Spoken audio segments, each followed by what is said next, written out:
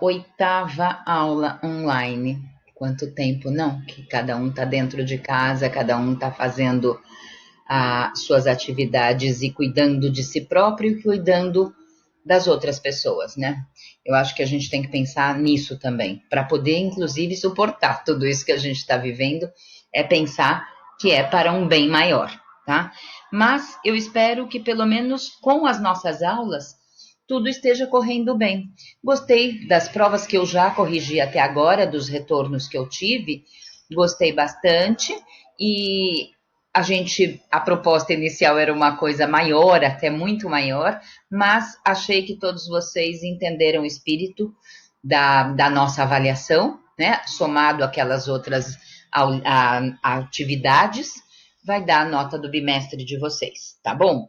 Então, agora a gente parte para um outro tema super importante que sempre eles se somam. É muito difícil você falar de um só.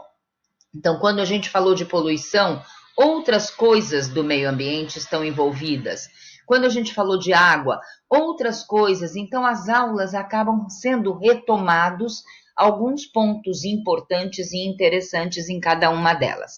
Mas, basicamente, o que eu preciso nesta aula é mostrar que o meio ambiente, se a gente não cuida, se o ser humano não toma conta da saúde do seu meio ambiente, para que a gente tenha uma saúde ambiental correta e, consequentemente, uma saúde nossa, a saúde de quem vive naquele meio ambiente correta, fica muito difícil, porque muitas coisas provocam uma degradação ambiental.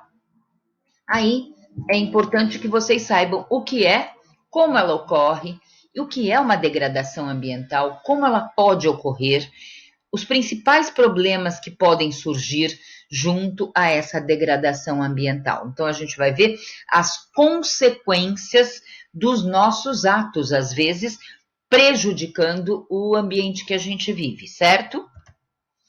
Por exemplo, existe uma coisa que não é todo mundo que já ouviu falar: chuva ácida.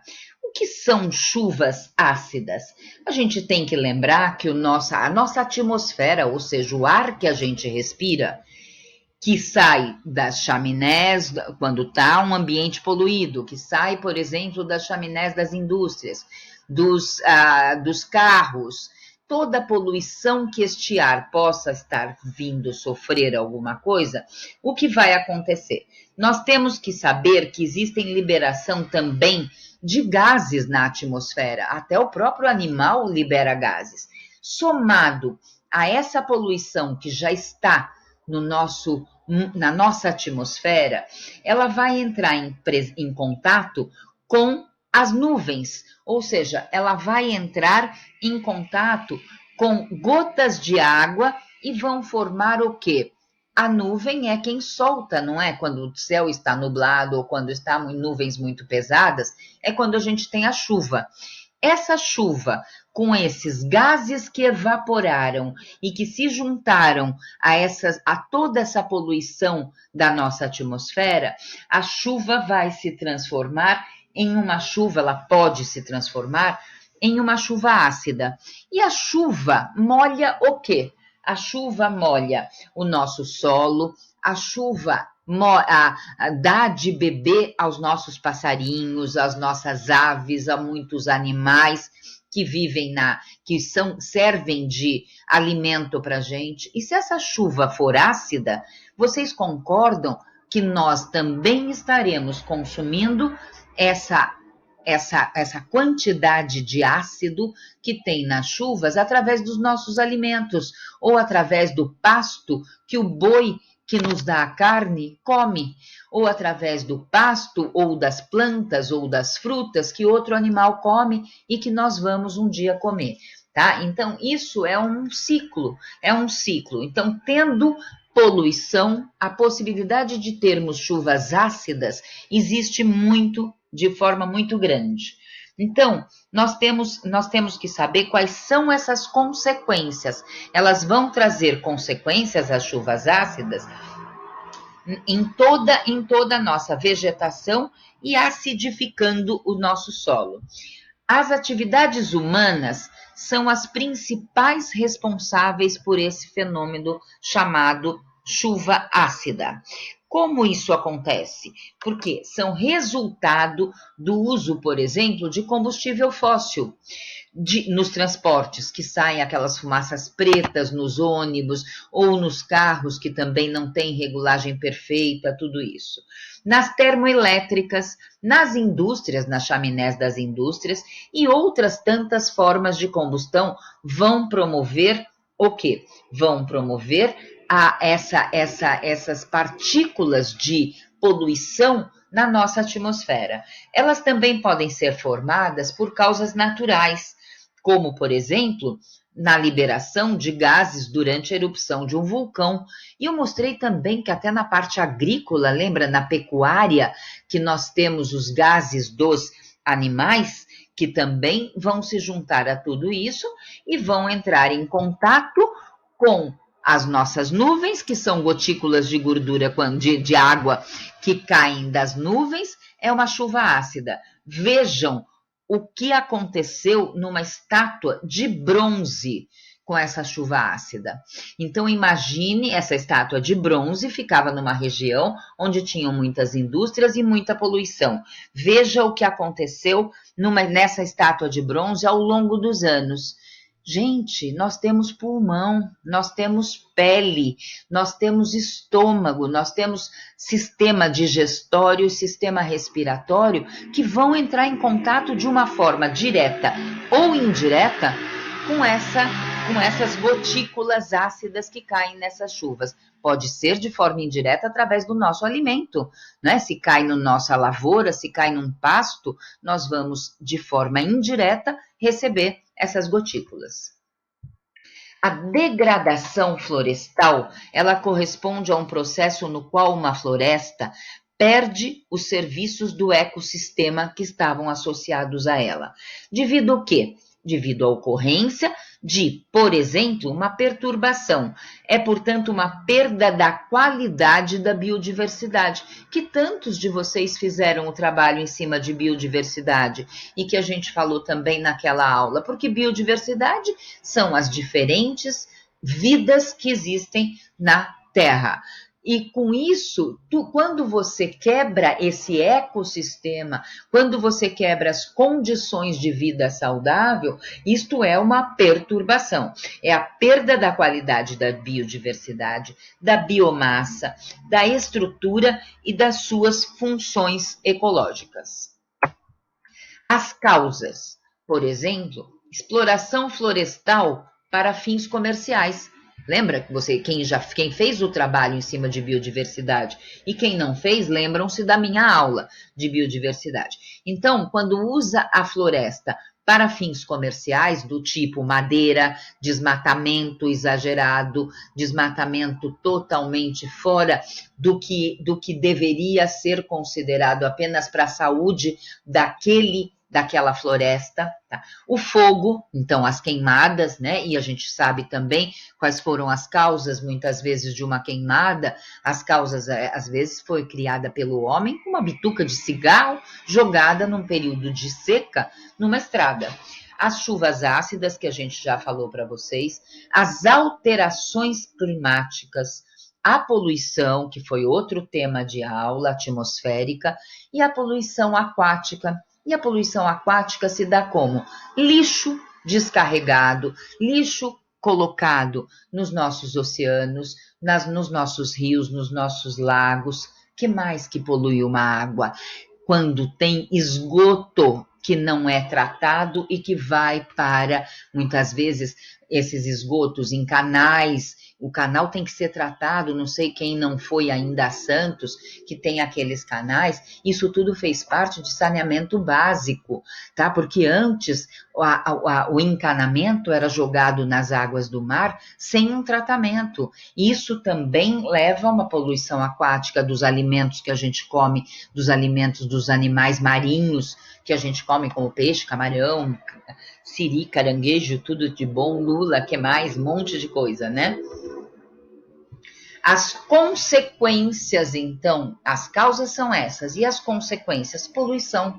Sempre este tema, poluição, que pode ser criado pelo lixo, que pode ser criado pelos gases, que pode ser criado pelos gases colocados que pode ser criado com tantas são as causas que levam a uma poluição do ar e da água.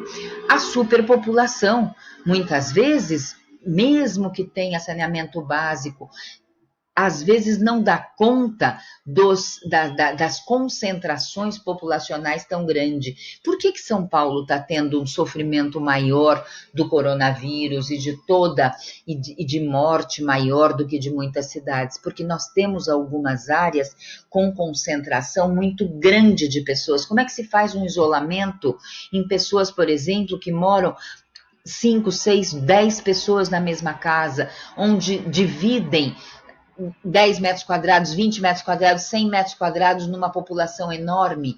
Então, tudo isso, a superpopulação às vezes não dá conta de o mesmo que exista até saneamento, mesmo que tenha, você não tem condição de uma saúde melhor daquela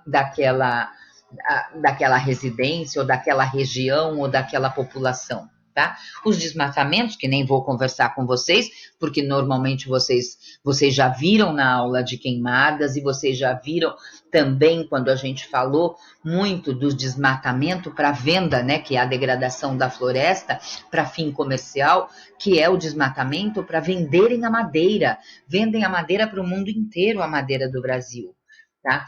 Isso leva a um impacto muito grande na saúde humana, leva a doenças. O que é impacto muito grande na saúde humana?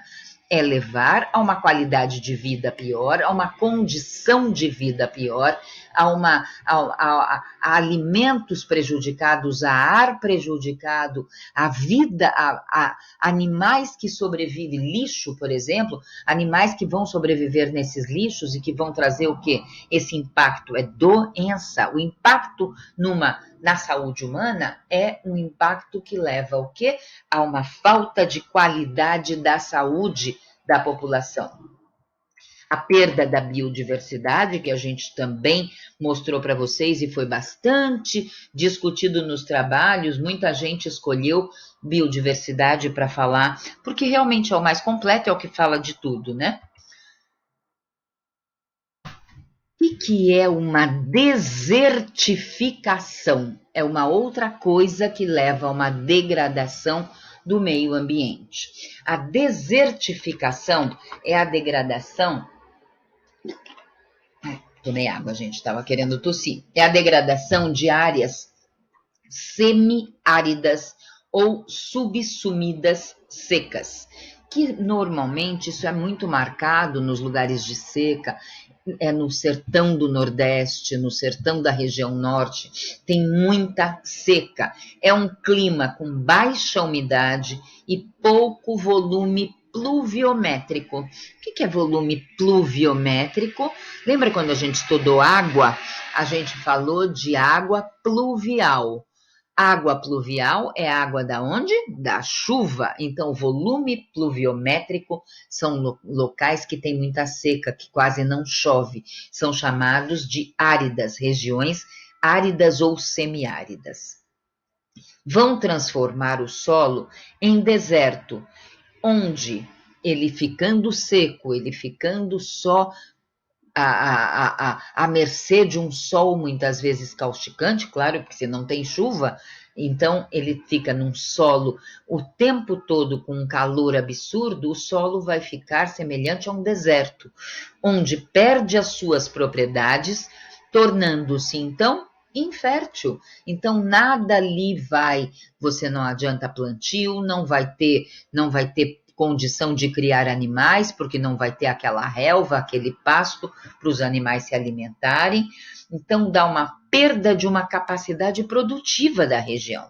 Isto acontece por questões naturais, ok. O sertão tem isso, falta de chuva, falta de tudo, mas pode ser pela ação do homem. Ação de degradação feita pelo homem. Quando a gente fala ação de degradação feita pelo homem, antrópica.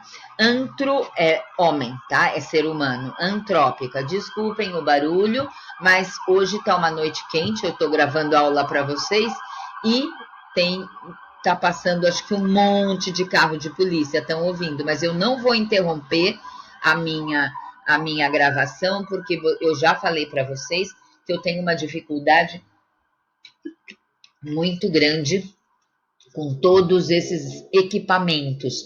E eu consegui hoje, pela primeira vez, porque às vezes eu tento uma, duas, três, conseguir fazer pelo Loom, sem ele me dar nenhum chabu. Então eu não ia interromper. Já imaginou se eu interrompo para começar a aula e de repente ele não entra, porque às vezes ele dá esses pitis, esse site, tá? E aí eu tenho muito medo. Mas quando você fala antropológico, é o estudo do ser humano, do antro, tá? Que é bom, o processo então e os seus efeitos. A transformação não é de um dia para o outro. Isso acontece porque questões naturais ou pela ação do homem, né, a ação feita pelo homem, pode levar aquele solo a ficar desertizado, ficando seco, ficando semiárido, muitas vezes até pela atitude não só quando é da natureza, não temos muito o que fazer, mas quando é uma degradação feita pelo homem é muito triste. Entre as principais causas que são responsáveis por esse fenômeno, a gente tem El Niño. Quem já ouviu falar do El Niño? Um desmatamento, monocultura também leva a isso. Então, o fenômeno do El Niño foi aquele aquecimento muito grande que teve em algumas regiões do mundo, tá? O Brasil, graças a Deus, a gente tem uma felicidade muito grande com qualquer tipo de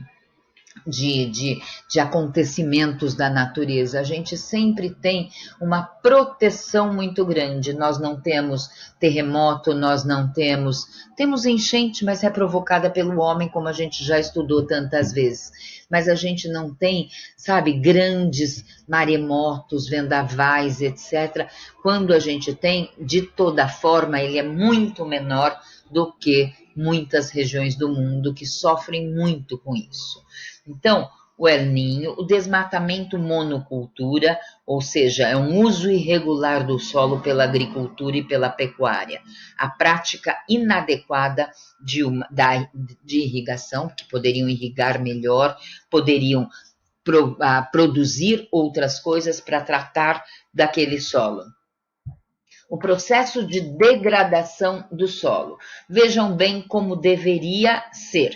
Então, no primeiro slide, a gente vê as florestas retêm águas das chuvas no solo, tá? Então, chove, a floresta retém aquela água, e aí o que acontece? Quando o sol vem, o desequilíbrio, evita então o desequilíbrio dos níveis dos rios. Mas quando a gente não tem um solo fértil, não tem um solo plantado, quando a gente tem um solo árido, vai começando a ter uma erosão. E essa erosão vai fazendo... Erosão o que é? Vocês serão, alguns de vocês, futuros cirurgiões dentistas.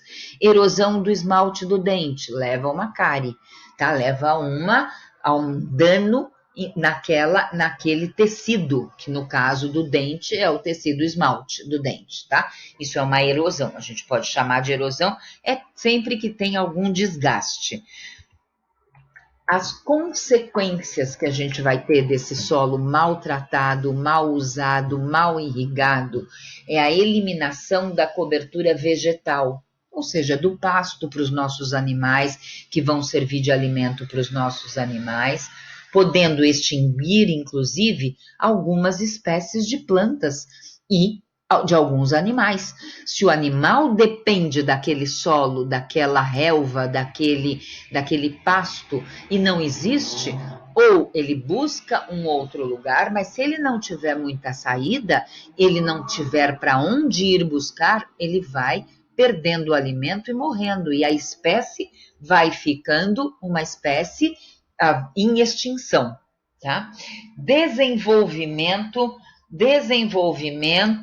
de fluxos migratórios, porque às vezes as pessoas vão de um lugar para o outro e elas estão fazendo essa migração e muitas vezes de forma totalmente não trabalhada, não pensada, não estudada. Isso leva a impacto numa área ambiental, social e econômica, muitas vezes. Então, a gente vê aí as regiões onde muitas vezes isso ocorre. Ter várias regiões prejudicadas no nosso planeta, onde mais acontece. Então, vocês estão aí com o nosso mapa mundi, vendo os absurdos que podem acontecer em regiões semiáridas ou áridas, tá? Ou totalmente desérticas.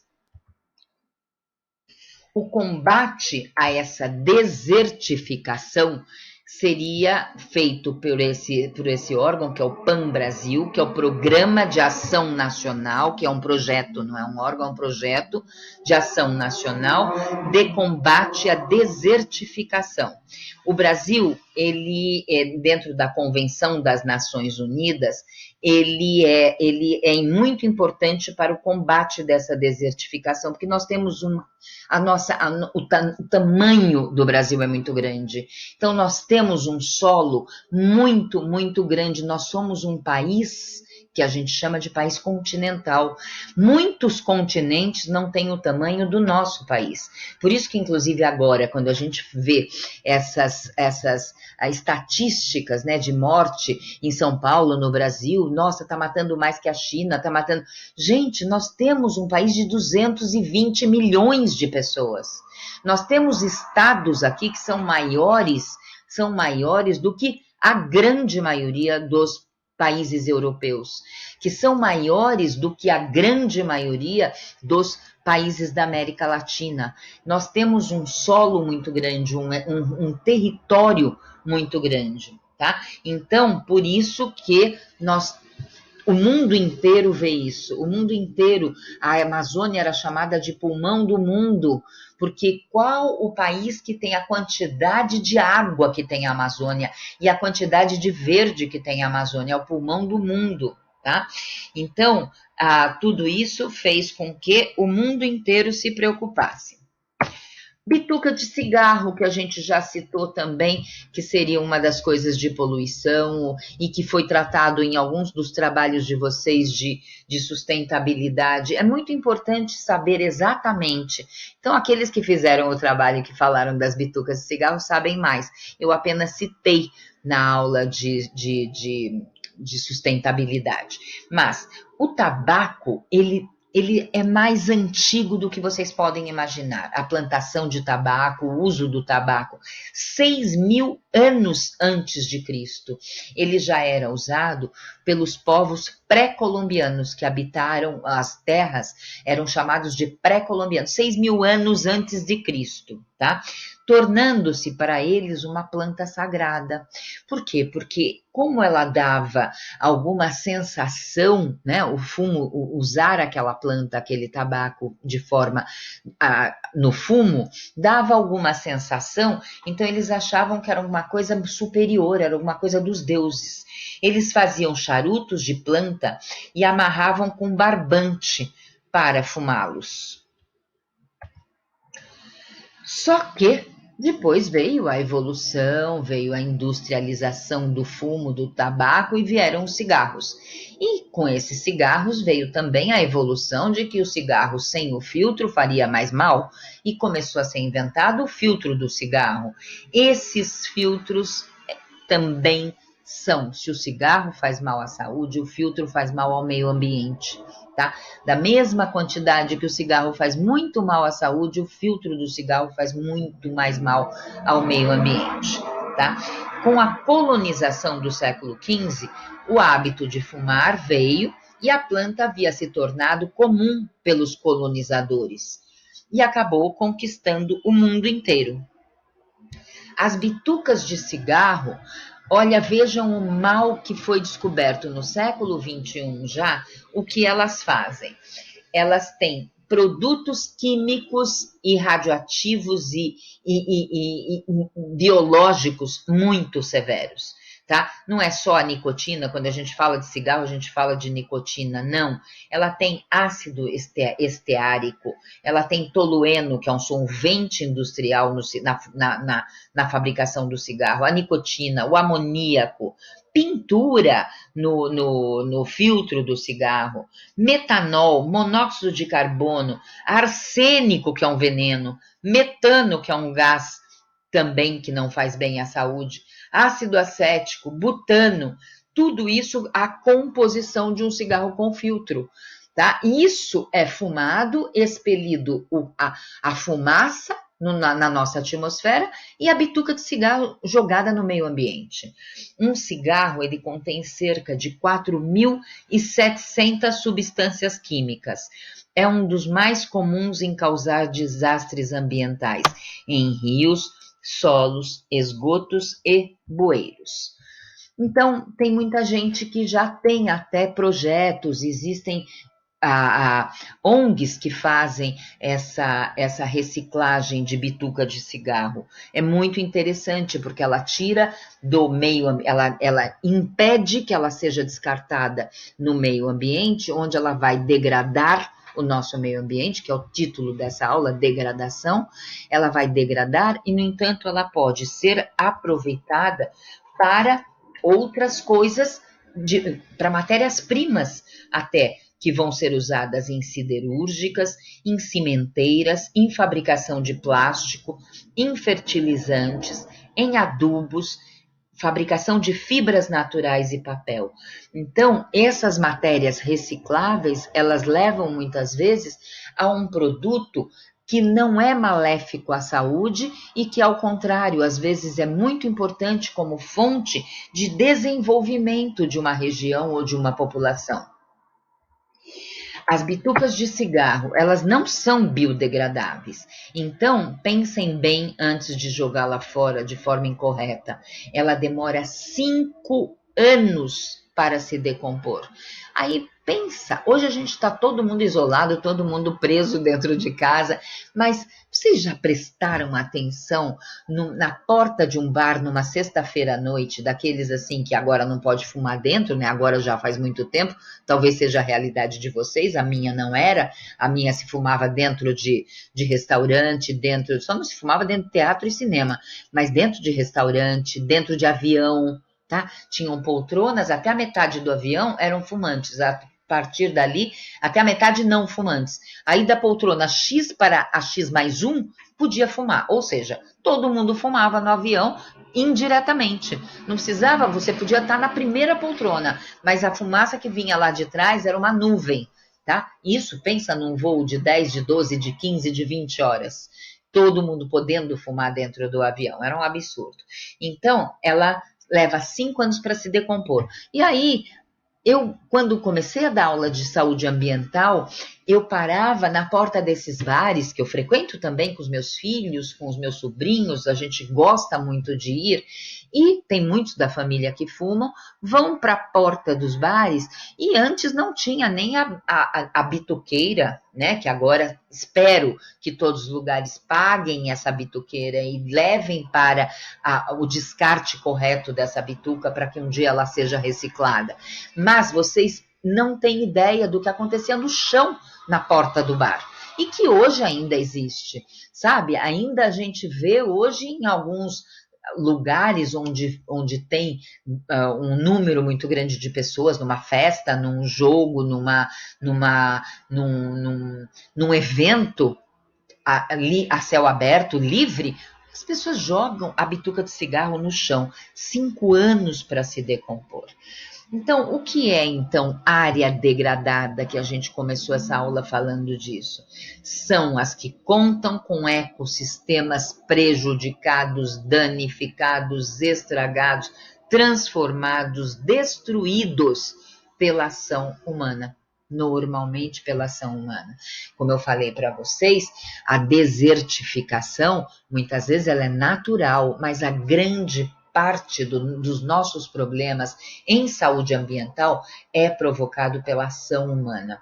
Devido às atividades de mineração, desmatamento, disposição de resíduos, lixo, né? Disposição de resíduos incorretos, lixo. Dependendo do grau em que a área foi afetada, é possível empregar diversas técnicas de recuperação para que possibilitem e reajam e regem essas regiões de forma melhor. Recuperação das áreas degradadas. A recuperação de uma área degradada tem como objetivo permitir que o espaço danificado volte a contar com recursos bióticos e abióticos, com vida, bio é vida, lembra? Com vida ou sem vida que seja, mas suficiente para que se mantenha em equilíbrio. Tal plano de recuperação deve ter como princípio o uso sustentável de recursos naturais e a preservação dos ecossistemas como diretrizes para uma recuperação daquela área degradada, daquele solo degradado, daquele ar degradado, daquela água degradada. Dependendo do nível de degradação, a área pode sofrer uma restauração visando o retorno a um estado intermediário e estável. Para que a gente possa promover o processo de recuperação, primeiro é necessário identificar o local, conhecer o local, estudar o local, identificar e ver exatamente o tipo de ecossistema que deveria ter ali, o tipo de biodiversidade que deveria ter ali e que deve ser restaurado. É necessário também identificar o agente causador da degradação e se existe a necessidade de alguma intervenção indireta para a restauração. Tipos dessa recuperação que a gente pode citar para vocês. Condição de uma regeneração natural, então deixar uma terra descansar, plantar corretamente, levar com que não exista mais aquela poluição ambiental que estava fazendo aquela erosão, que estava promovendo aquela chuva ácida, ou um plantio por sementes, ou um plantio de mudas em um solo. Tá? E vocês vejam o que acontece, como era e como ficou, antes e depois.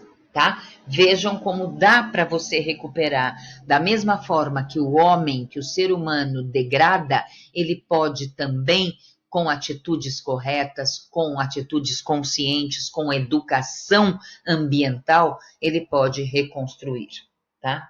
Então vejam bem o que era e o que ficou. E aí a Terra agradece, o nosso planeta Terra agradece e diz: gente, pelo amor de Deus, dá para parar de me destruir, de me degradar. Tá? Então, a conclusão que a gente chega, mais esse tema discutido, né, principalmente chuva ácida, que vocês não tinham ouvido falar, e degradação ambiental e desertificação, a maioria dos problemas que são enfrentados hoje ocorrem devido à irresponsabilidade na hora de usar os recursos ambientais. Para que seja possível viver em um planeta limpo, é necessário conscientizar as pessoas, ensinar o que é prejudicial ao meio ambiente e o que pode ser feito para melhorar a qualidade de vida. Então, em saúde ambiental, tudo depende do que? Educação, formação, orientação, instrução da população. E nós, profissionais da área da saúde, que somos ou que seremos, né, alguns de vocês que serão só futuramente profissionais da área da saúde, nós tratamos de saúde, seja a área que for para quem eu estou falando agora, sejam meus alunos da psicologia, sejam meus alunos da odontologia, e que muitas vezes, em muitos anos, eu dou para fisioterapia e farmácia também, e biomedicina. Então, seja para qual aluno que for ouvir esta aula, mas sendo um profissional da área da saúde, nós somos formadores de opinião com relação à boa saúde. Nós somos procurados pelos nossos pacientes para melhorar o quê? A saúde deles. Então, com relação à saúde ambiental, nós estamos lidando diretamente com a saúde do indivíduo. viver num ambiente saudável, a chance de não termos doença, não existirem pandemias, não existirem endemias, não existir problemas de saúde geral são muito grandes. Bom, gente, era isso que eu tinha para falar para vocês e eu espero que vocês tenham aproveitado a aula,